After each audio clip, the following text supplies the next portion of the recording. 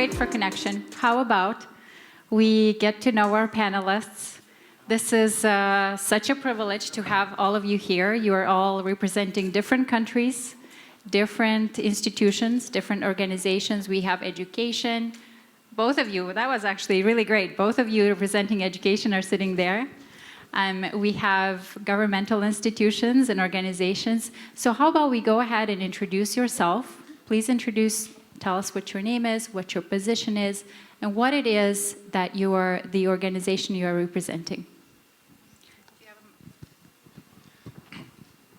Hi, I'm Viorel Boston. I'm the rector of Technical University of Moldova. And I'm very glad to be here because this product development trend is going to change the educational landscape in the coming years. That's for sure. Yes to that, and welcome. Hi, thank you for having me. I'm Elizabeth Jensen, and I'm from Malmo University, where I'm a lecturer, and I'm a designer and researcher and lecturer. Thank you. Elizabeth is the one who's come furthest, I think, all the way from Sweden for the conference, and we're going to hear from her later on as well. Welcome, Elizabeth. Yes, I'll look forward. Okay, so hi everyone.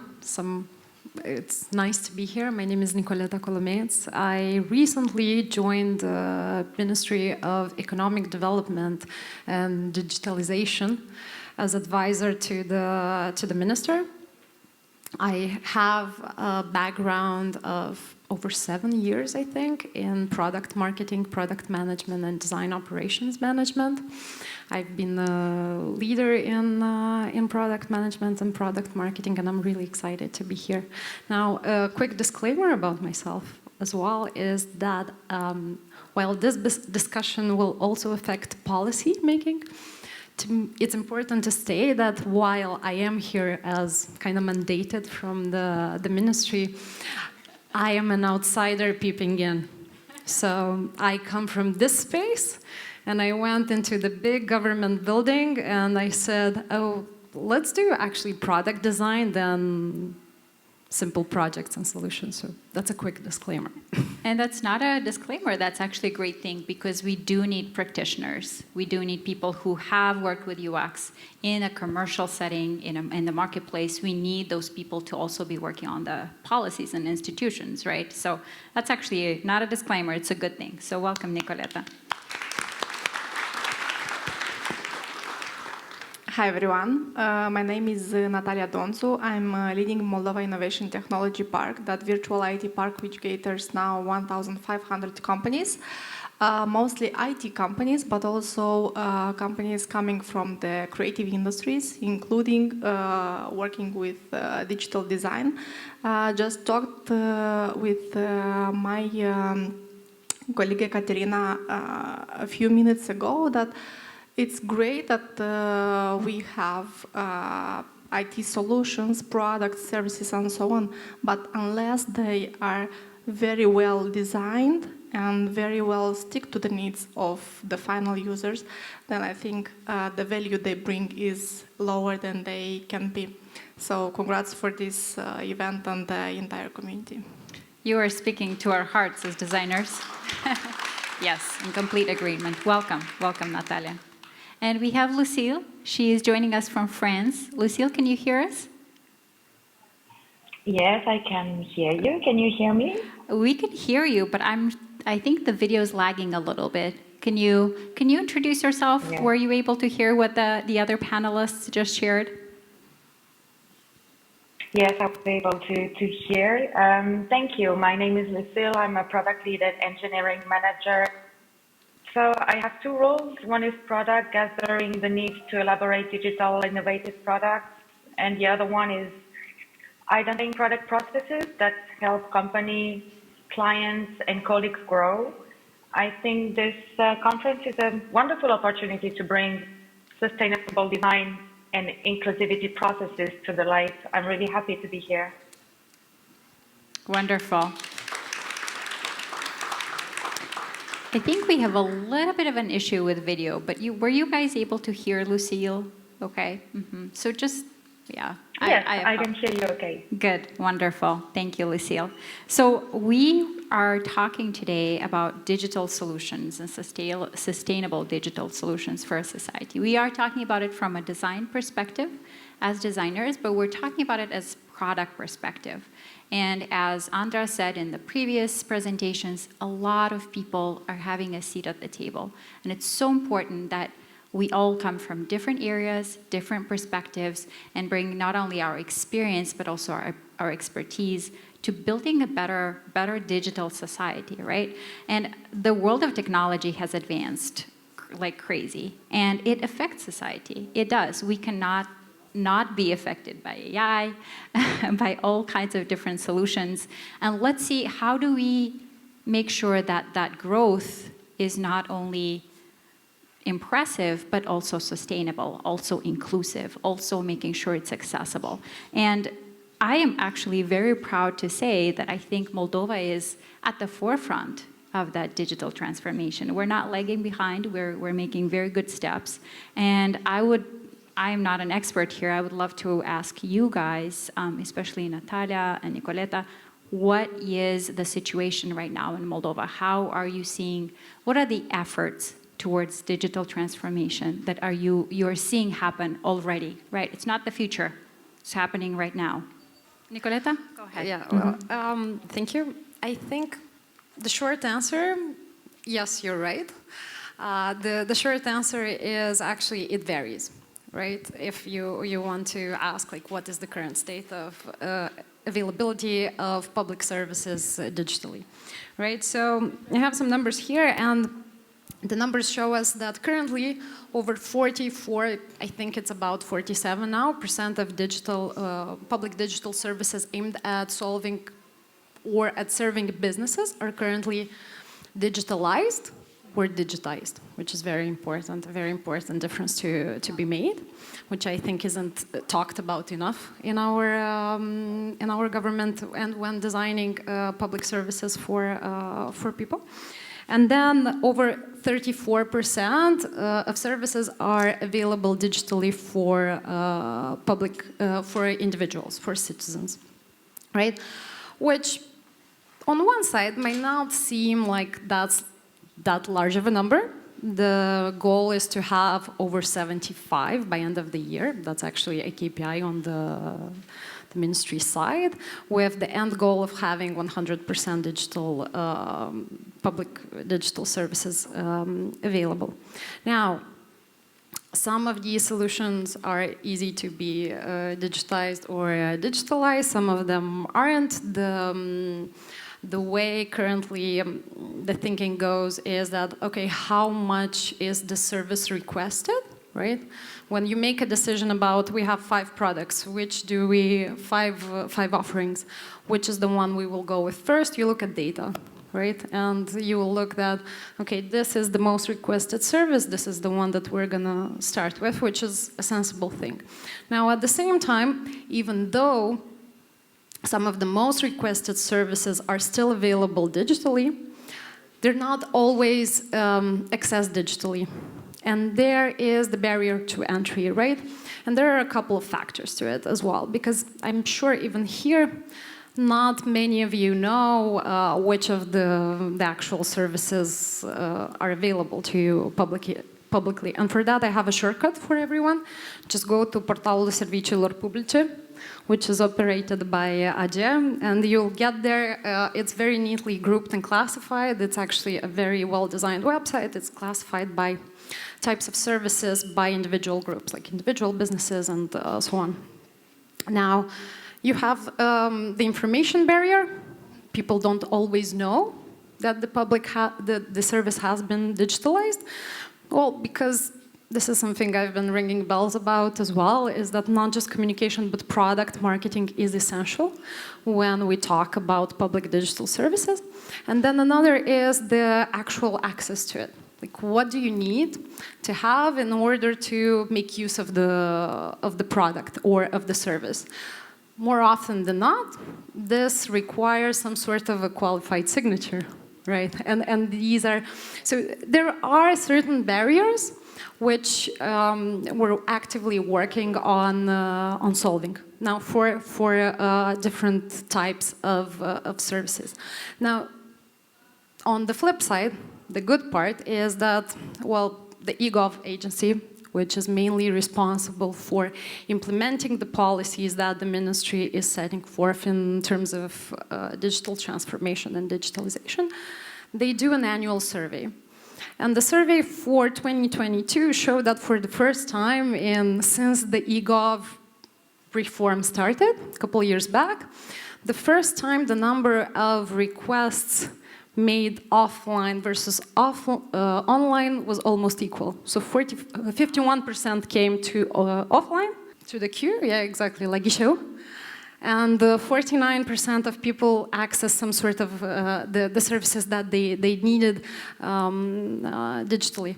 And that is actually also nice because there's good discoverability through search of some of these services, which is also very good. And because we're at the forefront, and I think it's very important to mention, what many of you also don't know, potentially, if you do, I think that's really great. We have incredible underlying infrastructure that has been developed over the years by the eGov agency. They operate over 12 platforms. There's the whole suite of M products. Some of them are underlying infrastructure, and some of them are services that are being built and offered directly to you as users. So here we talk about mConnect, mNotify, mPower, mSign, mPass. Like there's even mLearn. For anyone who's interested, go on mLearn. If you have some sort of a qualified signature, there's like a bunch of courses from digital institutions. It's all very, very, very, very interesting. So we're making strides. And I'll just close off. Sorry for taking so much. What we're doing to move forward, what we're doing to get to that 100%. Finally, after I think over a year of work, the government adopted the strategy for digital transformation, 2023-2030. The previous strategy, I think, expired in 22 or 21. Anyway, we've been without a strategy for over a year. But anyways, what it sets forth is 5 principles, and it's, let me tell them to you. So, aims, desiderata. Developing a digital society, developing a resilient and robust IT system. This is Natalia's playing field. Creating an innovative and digital economy. Establishing an efficient, transparent, and intelligent digital state, creating an accessible, safe, and inclusive digital space, and consolidating our country's image on the international front. And the best part about it is that it also sets forth how to do it, areas of doing it for all of these objectives, and then KPIs, which is very important. And then we're pushing for different ways to bring the community not just of developers, not just of companies, but actual individual product designers, specialists, subject matter experts in research, design, and here I echo what Andrea said previously, into the building, into the ideation, architecting, and building and ultimately shipment of digital solutions. What I really like about your list is I think we have questions on pretty much every single one of them. So we're very much in sync with, even though I'm sorry to say, didn't know about that list. So what would you like to add to this, Natalia? What are you thinking? What is the overview of the digital transformation of Moldova right now? I think digital transformation, it's firstly about our mindset and about the vision that we have as a country and the priorities that we settle. Because it is not enough just to say that digital transformation is a top priority and we have a strategy and we aim 100% of public services to be digitalized. But it's very important to clearly understand if this is a priority for the government and for the citizens and for the businesses, then the question is how engage all of them to achieve this goal. And if we say that this is really a top priority for the country led by the government, then the next question is how many resources the government allocates to this priority. Because we can say a lot that it's a priority, but if we don't see resources allocated by the state, not by the development partners, to which we are very thankful, but by the government to this initiative, then I think it's still at the level of the words. About mindset, I think it's very important maybe to change a little bit our focus from 100% services digitalized. Why? Because every product, every service that we want to make it digital, it means an investment. And the next question is this investment worth it and sustainable, right? So I would rather change the focus from how many services we have digital to what is the percentage of people and businesses who adopt these services. And let's at least for a while maybe stop the development of new digital services and work on the adoption rate. Here also very important is how we can maybe engage this community here and the private sector in making these services as appealing as possible and as user-friendly as possible for both citizens and businesses. And then we increase the chance that these services will be adopted. And the last point on the digital services, because the digital transformation is not only about the digital, the e-government services, is that it's about the understanding of the government that it's also the need to invest in the communication of these services and how we can have like the community engaged through different ambassadors, digital campaigns, because if the understanding is that this is very important to develop a product, but then, you know, it's a nice to have to communicate it and bring it outside, then I think we kill the product itself and all the great efforts that the eGov agency made during so many years. So at least my hope as a citizen is that we see in the budget for the next year, 3 years, 5 years, or for the strategy itself, a dedicated budget for the digital transformation of the country on the chapter for digital services. But apart from this, of course, I come from the private sector, I would say, jointly, because the park, it's a platform between the government and the private sector, so I see it very important how the IT and creative industries grew over the last years. So we don't have any other industry with 40, 50 years growth on an annual rate. So it's just a treasure that the country now has based on the, including based on the incentives that the government provided. So I think now the question is how we can valorify this treasure. I mean, how we can get use of these brilliant brains that we have in the country, because 90% of everything that we produce in the Moldovan IT and creative sector goes outside, and then we import more than we deliver locally. So it's an amazing opportunity to work on this too. Also the digital literacy, because we can invest a lot in digital services and digital solutions for the companies.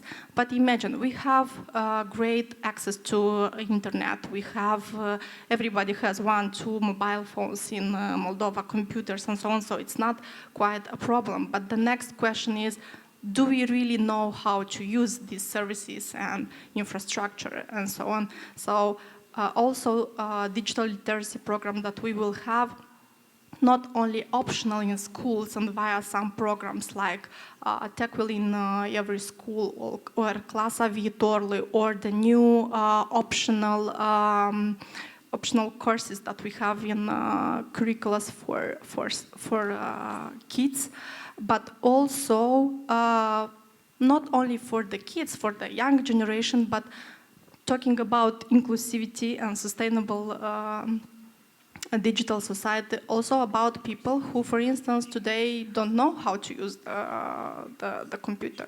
So it's a lot of things to be done. I am confident that Moldova has now all the ingredients to make it happen. It's about the will that we all have, and it's about the attention and the resources and the what we'll give to this priority of the country. Thank you so much, Natalia. The intention with this question was really to brag a little bit to Elizabeth about how far we've come, and I thank you both of you for really being giving a very honest, pros and cons, what we're doing, what there's still to be done.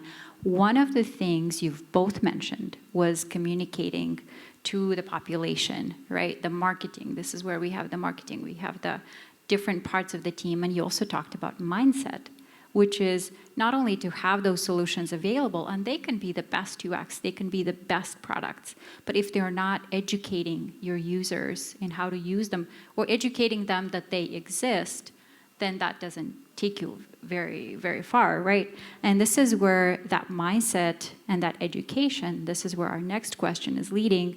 What role do educational institutions play in making the technology education available to all, in driving digitalization forward? And second, how are educational institutions equipping a new generation, having in mind that inclusivity, that accessibility, that sustainability? And we have a Moldovan institution representative, and we also want to hear from Sweden as well. So, Domnul Viorel, do you want to? It's a hard question. And first of all, that's because the present education system is quite conservative.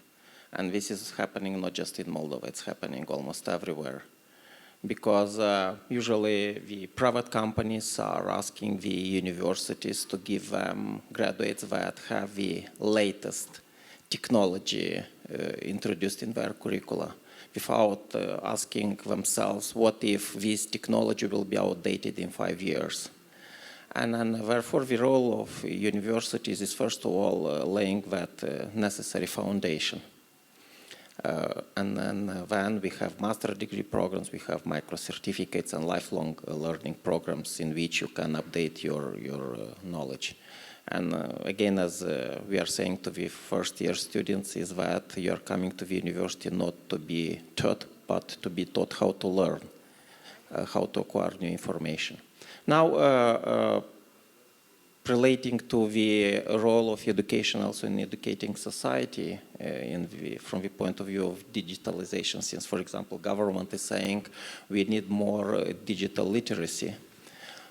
Indeed, a lot of efforts are being made right now, and that's good. But we should not forget about those who will be educating those people. So human resources from universities are also important.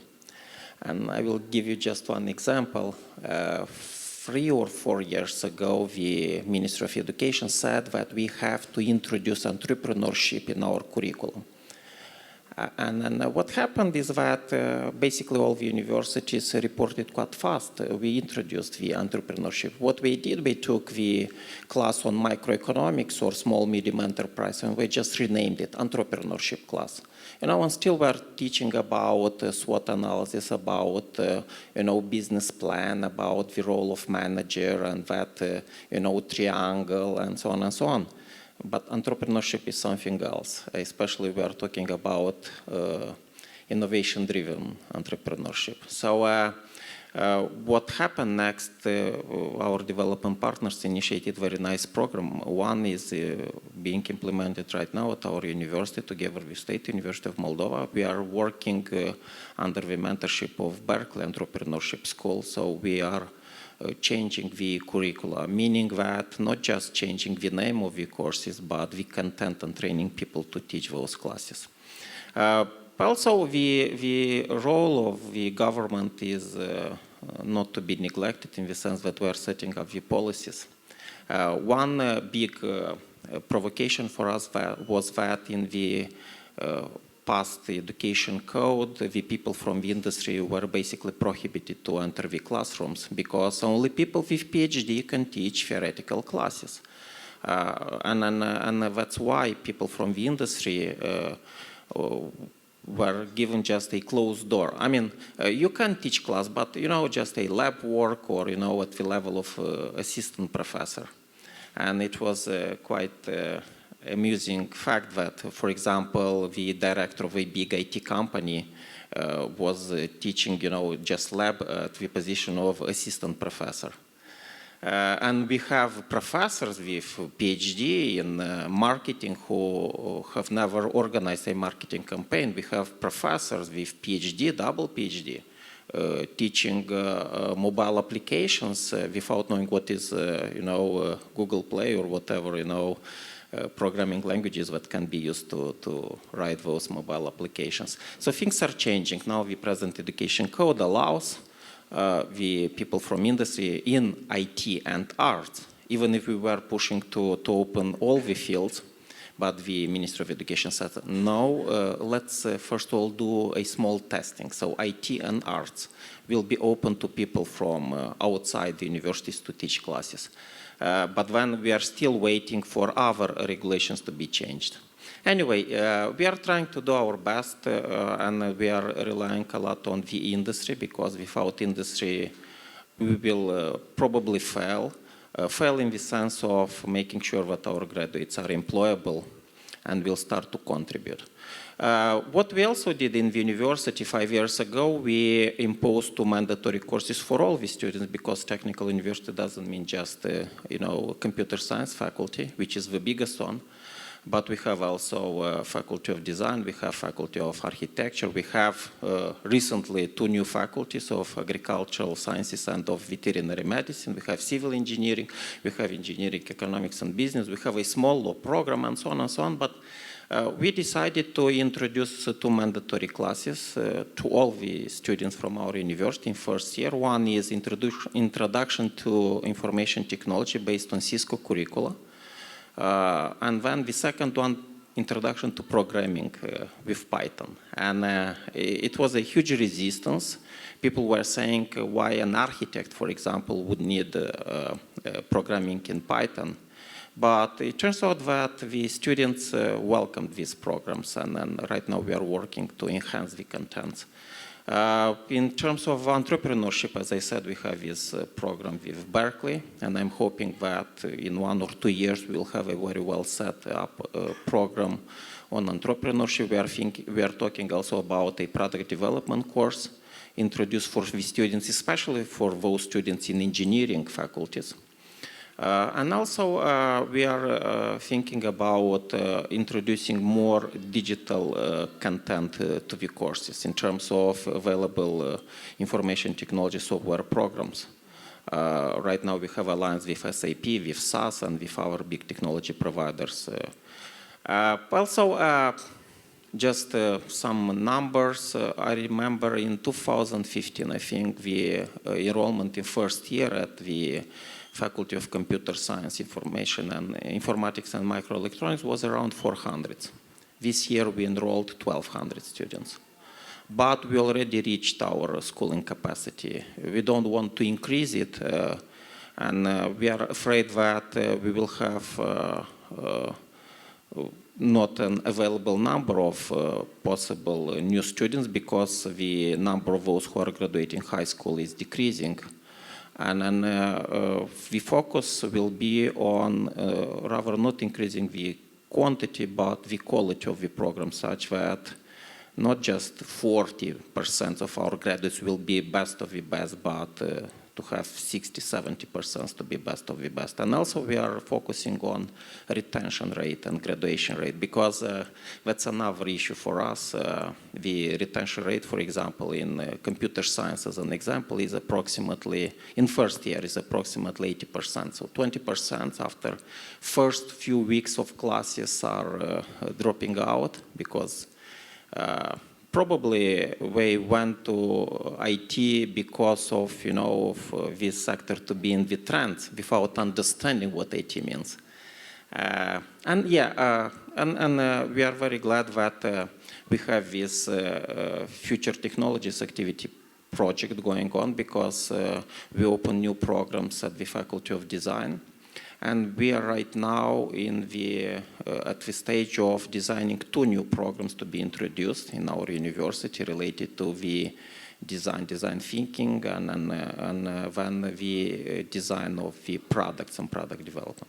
So we are trying to do our best, but without industry and without people, professionals from the industry, to be more open and to be more eager to come to the universities and teach classes, even if our salaries are extremely low.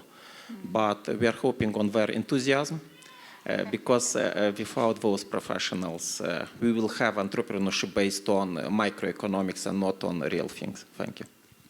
Thank you you actually answered a question we had about what about design and what are you introducing in product design and design thinking. So that's really good to hear, that there's something in the future strategy for that.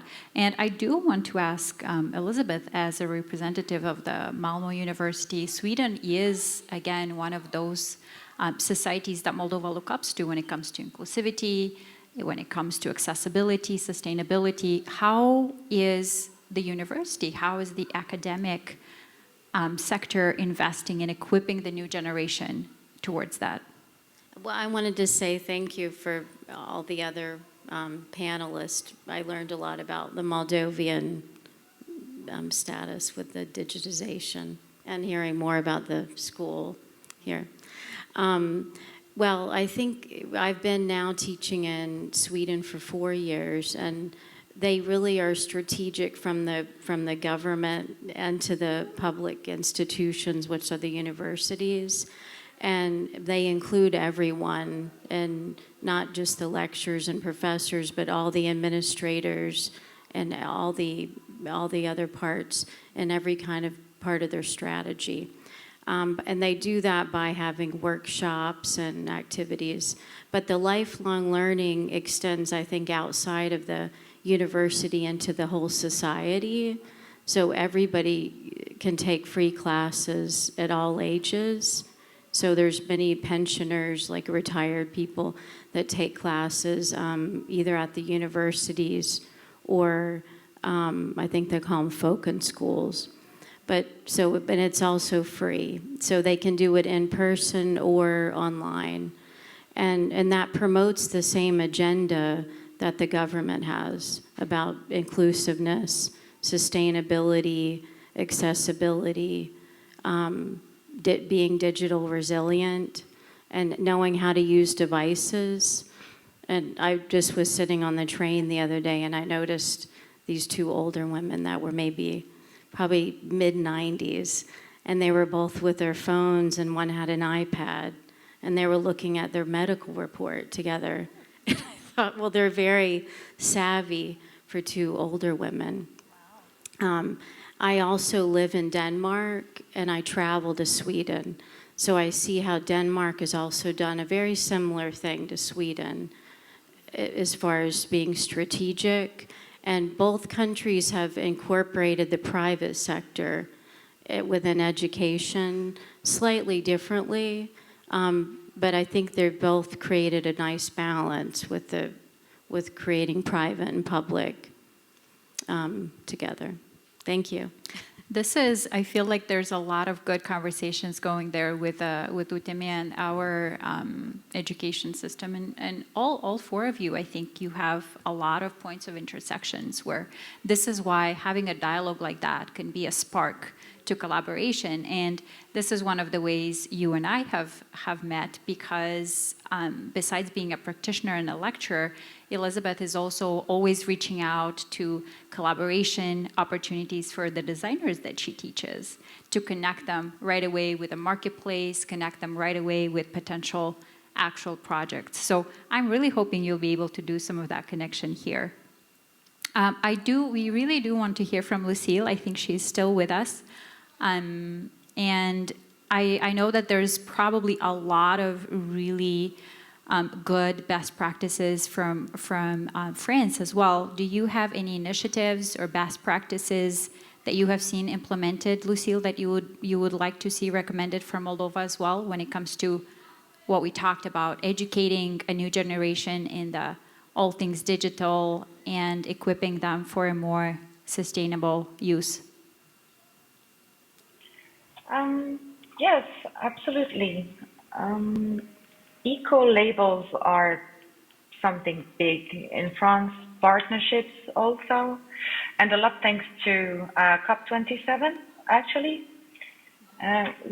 The government has put a lot in place, many regulations to check that the rules are being followed, while also creating it is to fashion, for example, or electronics, about information on sustainability, reuse possibilities, use of renewable resources, traceability, about transparency and awareness. So why not in digital when we are designing innovative digital products, you know?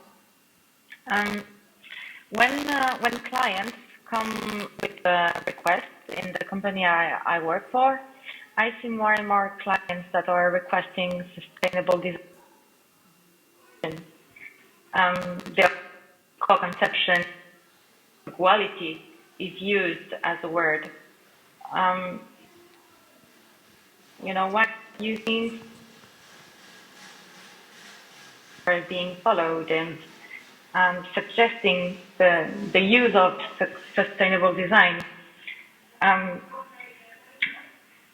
Also, something that's important to keep in mind, I've seen a lot of clients and colleagues actually who tend to mix up product design and mock-ups, you know, elaborating mock-ups.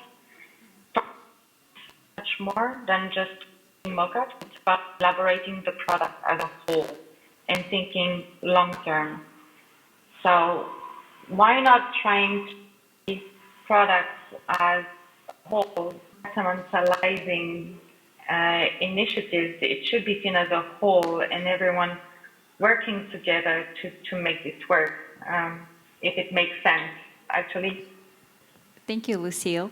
There was the connection was a little bit broken there, but thank you so much for your contribution.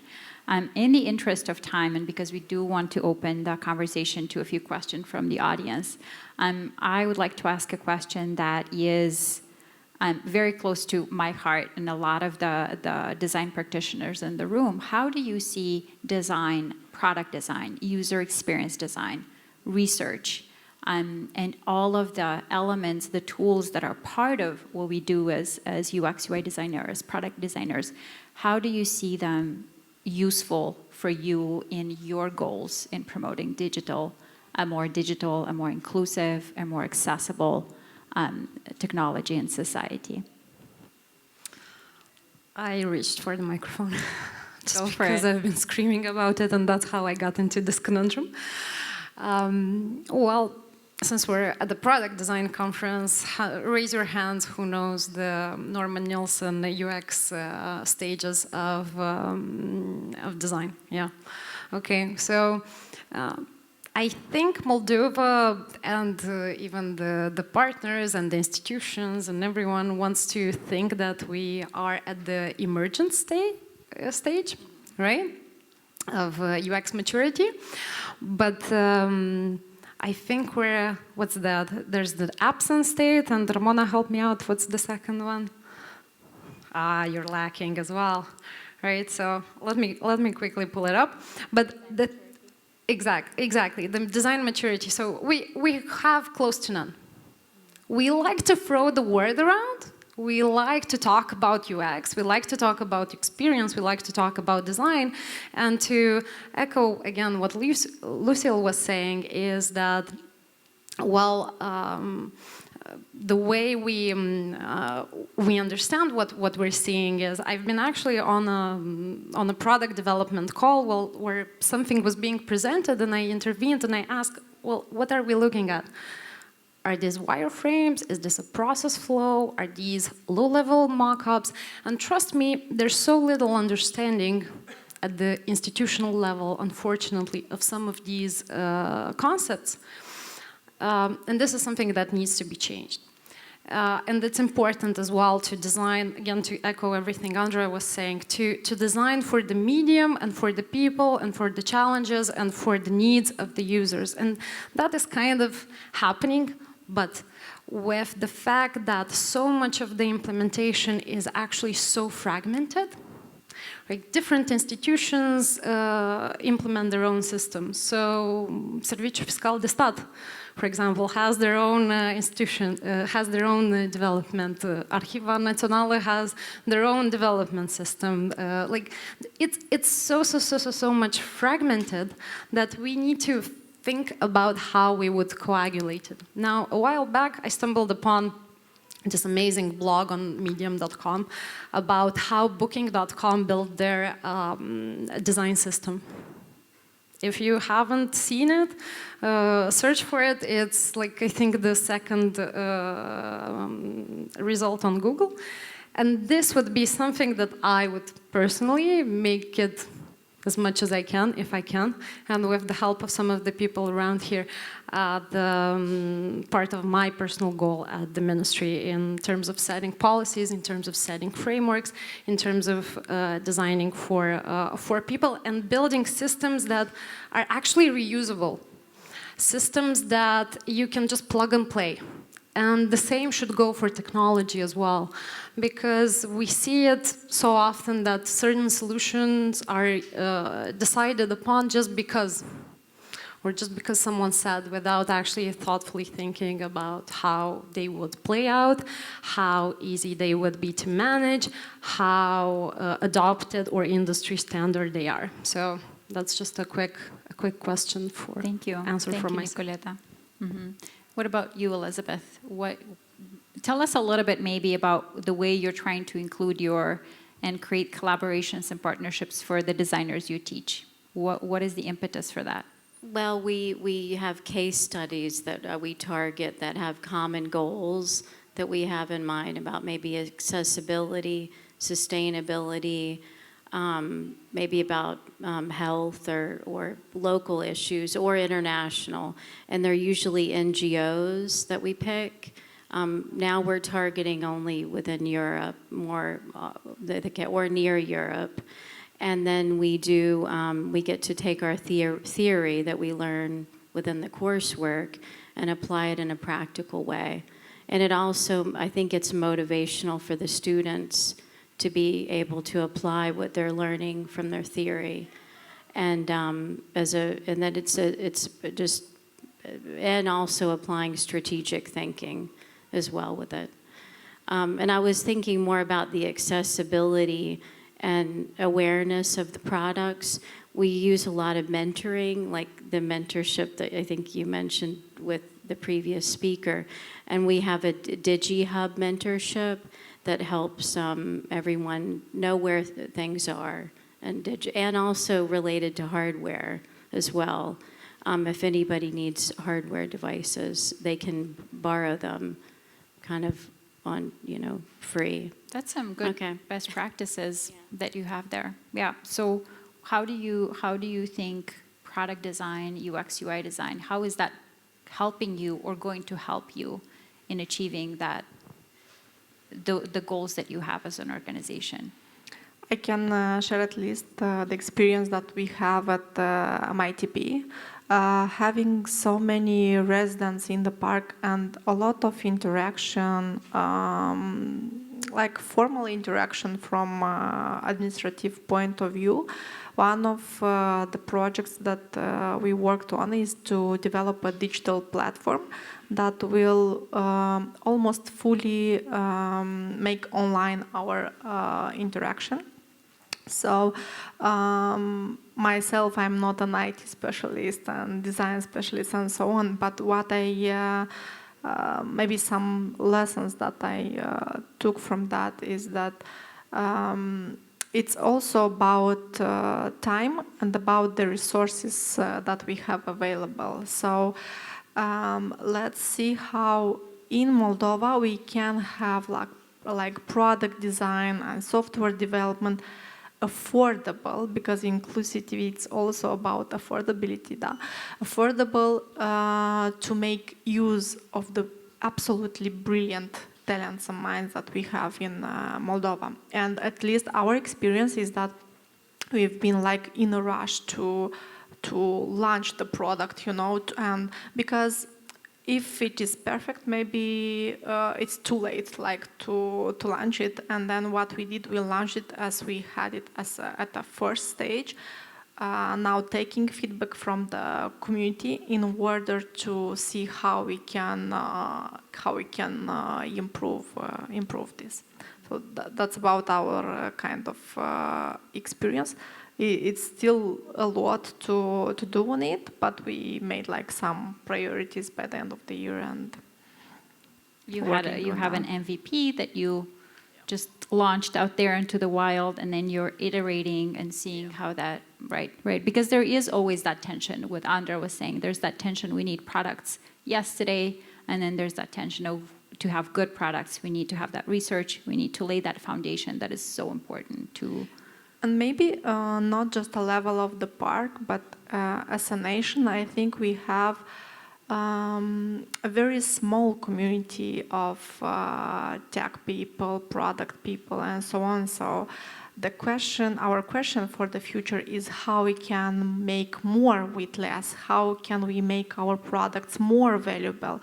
And at least at the MIDP, our vision is that we make Moldova be a leading or a top country in the region when we talk about high added value products and services. And I think this part, high added value, it's also about the product design. So it's a big value that you can bring on top of the architecture, IT system, and things like this. So I think it's a very big need to strengthen this cooperation in order to gain more, as we are not more every day. Yes, we do have a growing community, and this is part of what this conference is about and what we are trying to do in the community, especially with product design. But you and I have also had this conversation about the fact that it is about putting Moldova on the map, and that maturity level where implementing or outsources is one level of maturity, and it's fairly low. But once you have people who are product thinkers, product designers, product implementers, that's a whole new level of maturity. And you're not just implementing, you're not just doing the monkey work, you are thinking, and thinking always costs more. So it's about putting ourselves, and Nicoleta, I can see you're just really wanting to contribute there. So much. Just because, well, there's 2 points I'd like to make, and just to complement what Natalia was saying. And I'm still naive in some regards. I'm fairly young in the institution as well. And what I love about, again, the strategy, and I hope it's not just on paper, I hope it becomes very, very actionable and targeted, and it should be with enough political value, because there's support from all over the place for it, and the institutional value. What the digital strategy actually aims at creating, and which will be the main implementation coordination body, is the National Digital Transformation Council. And now this council should be actually a synergy between the private, the ICT industry, and the actual civil society. because the experience that I had, and I came to the ministry basically as a product lead for what we're calling the Evo app, which is supposed to be the one-stop shop application for you to interact with the state. More on that, I don't know, find me there, I'll tell you more about it. But the barrier to entry in the sense of you're an outside expert, you're an outside individual, and you see that you can contribute, you see an opportunity, and then you can't. Like, you don't know how to. Or you can, but there's kind of no room. So it's essential to foster this medium where we would have designers, we would have researchers, we would have real subject matter experts come in, weigh in, test, help, contribute. Sometimes that would mean doing it on a voluntary basis. Actually, we need to make it a badge of honor for the fact that you're actually contributing. You need to make it because you're contributing to the development of your country, of your society, to bettering the lives of not just those around you, but even to those underserved. And yeah, well, it's something that we need to not just think about, not just talk about, but actually start putting on paper, strategizing, throwing ideas, putting them on paper, passing them around, and then iterating and coming up to something that is actually actionable. Thank you so much for your answers. In the interest of time, we are going to have to cut short this. Domnul Viorel, was this something you really felt like you want to contribute to this question about what would be the benefit, the added value that designers can bring into what you are doing? You know, if you'll think about the education and universities, it was a big shift in the recent 20 years in university missions, because 20 years ago, and it was for 100 years going on, the university were holding the monopoly on the knowledge. So if you wanted to learn something new, you have to go to the university, to the library, to the research institutes. But with the development of the digital technology, universities are not holding that monopoly anymore. So that immediately brought this consequence that universities are not anymore the solely holders of the knowledge, but rather the university should be a campus experience. And that is a big shift. And also pandemics, for example, showed that, yeah, we can do education online, but if students being asked what is the biggest drawback of online education, the first answer would be the missing networking. So campus experience networking is today one of the important missions of the universities.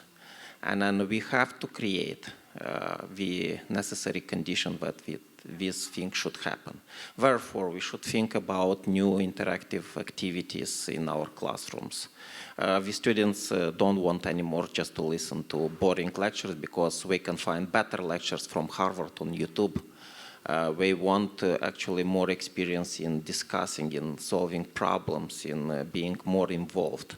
And another important thing is the multidisciplinarity. So that's what I'm saying to my students in software engineering. Let the IT technology, software engineering, to be your secret tool, and learn something new in addition to what you are learning here in the classroom, because that will help you to solve problems. And vice versa, to people in other departments, we are saying, look, study this, but also study digital technology, because that will enable you to solve problems. So multidisciplinarity is another key word in today's education. Yeah. Thank you so much. So this is, like all of you have said and touched upon a little bit, that we do need that multidisciplinary team. We do need all of the different players and subject matter experts at the table. We need everyone to collaborate. And hopefully this is just the beginning of a conversation on partnership, right? Because it's, again, I'm going to what Andra said, like complex problems don't have easy solutions. They have complex solutions, and this is inclusivity, sustainability, accessibility, and having a digital transformation at a super rapid rate is not easy. So we need all of you, and I just formally want to thank you, all of you, for your contributions in the different fields. It matters a lot to me as a product designer. It matters a lot to me as a citizen. So thank you on behalf of the whole community.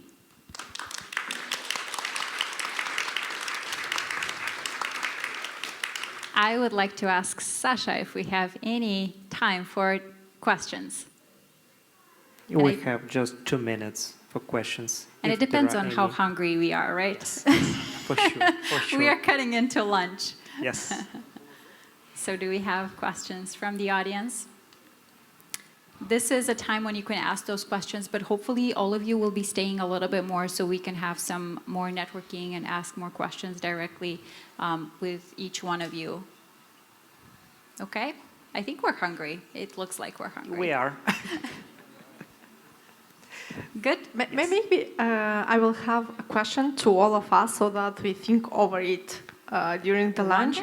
So let's think, because it's very easy, you know, as you said, complex problems needs complex solution, and because we talked about digital transformation, let's take the question how we, besides criticizing, because it's very easy, you know, to see what are the lagging things, and because it happens slow and so on and so forth, what can each of you, of us, do for this point?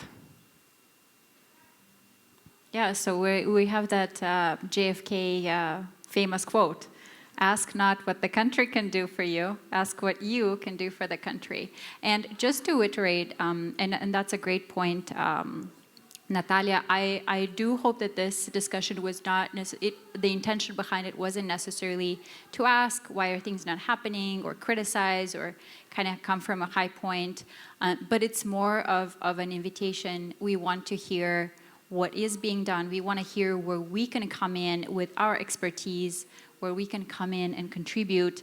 As we are a small design community in Moldova, but it's a really mighty one. I think that there's a lot of people here who would, this is why I'm hoping you're going to do some networking. There's a lot of people here who have contributed and are willing to contribute to seeing things happen, not just expecting them to happen, right? We want to be part of it. Currently contributing. I can point to like 3 people There you go. in this room actively working with me like on a Yes. voluntary basis right now, where we ship things and we Yes. get feedback. And coming alongside the educational institutions with mentoring programs. I personally mentor as part of the Tech Women Moldova program for the past 3 years. I know Sasha mentors. There's a lot that we are already doing in our community, but more of that over lunch. Thank you very much. Let's go get some food. Thank you, guys. Thank you very much.